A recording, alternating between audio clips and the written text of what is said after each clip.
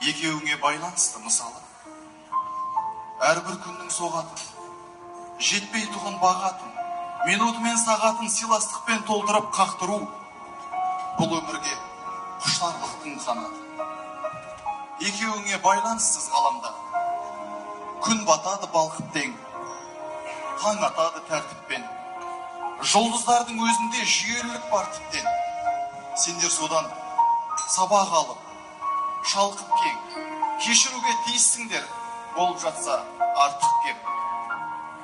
Екеуіңе байланыссыз әрине, дүниенің желі, бұлты, жаңбыры, жарқыраған таң нұры, бар бояу даланың ағаштардың ашылатын бар бүрі.